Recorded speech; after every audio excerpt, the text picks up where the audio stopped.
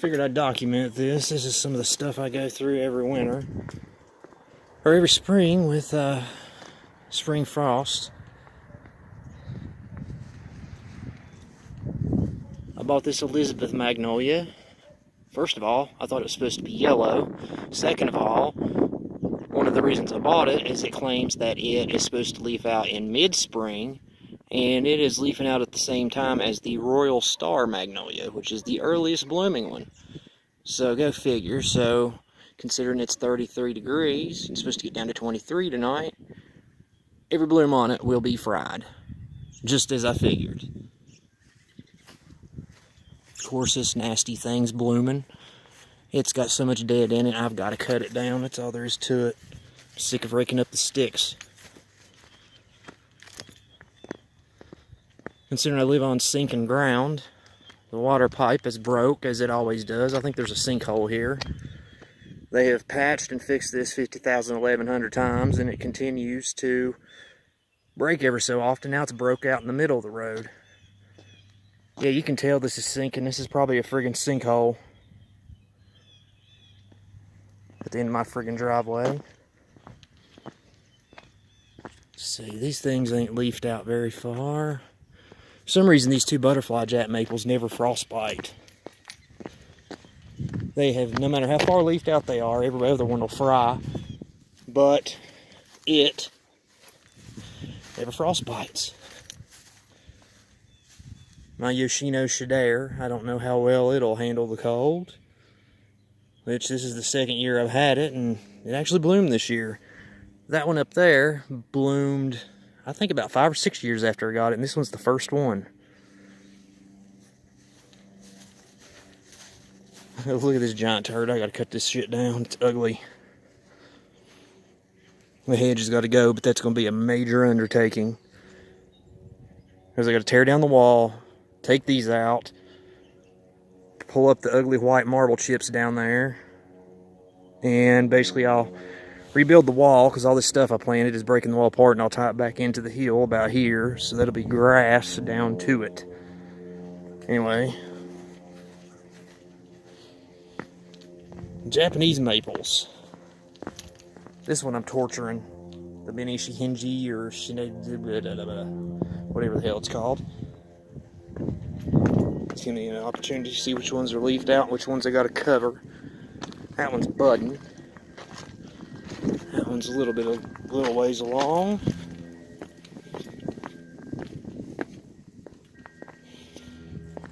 Crimson Queen is good. That Floating Cloud is good. What about the Trompenberg? It's good. I noticed yesterday when I was in here cleaning the leaves out that this stupid thing is way far along. The bonfire, it's apparently an early bloomer. This Floating Cloud's good. That one's too big to cover, and that's a lion's head. I forgot that trash.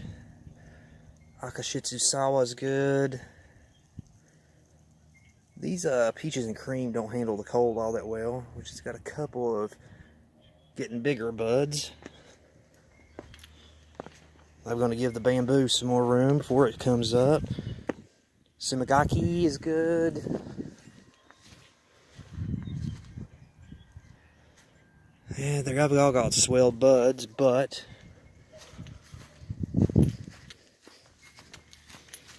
let's see, what about these jack maples? And that thing's already been frostbit from the cold spell before this one. I'm sure this one will have stunted growth as well. It never fails. And if you can't tell, it's snowing. These are good. Is this thing budding real far? No, it ain't too bad. What about Sango Kaku? Sango Kaku, I'll have to cover it. Phew, I've worked my butt off in this yard. This year I've let so much go. This year I finally just, to hell with it, I gotta play catch up.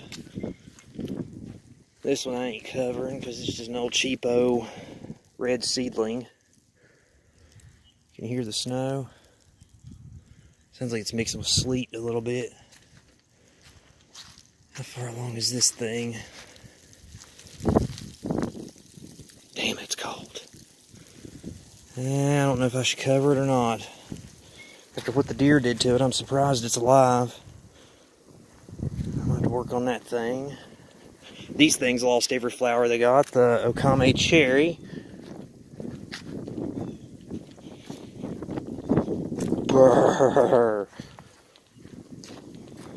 Why'd I go the long way around? I'm losing my friggin' mind. Let's see, what about these?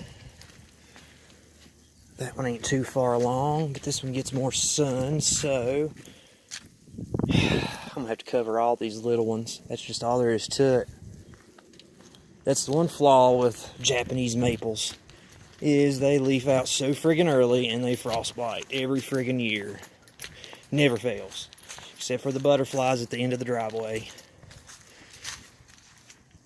But see, like, this thing's friggin' blooming, along with the Elizabeth. That's supposed to bloom later than. Don't know if I should bring it spirea in or not.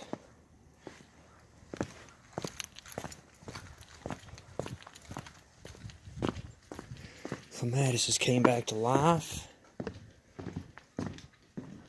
But yeah, I gotta drag all this crap back in the garage. Drug it out day before yesterday. And I gotta drag it right back in.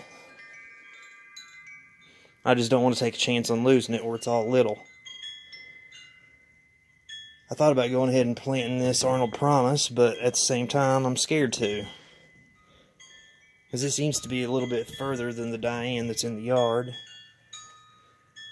Yeah, see how this redwood's leafed out?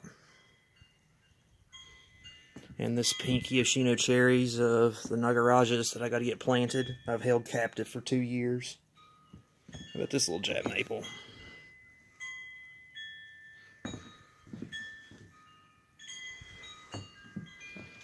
But my fig, none of this I don't want to leave out tonight. It's just to get down to 23. And while I'm on camera, let's do the spear pull on my needle palm here, because it's turned brown.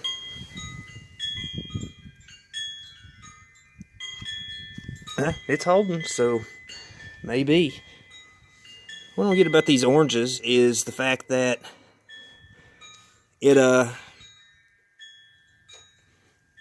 this is actually a seedling that I got fruit from the one at Virginia Tech.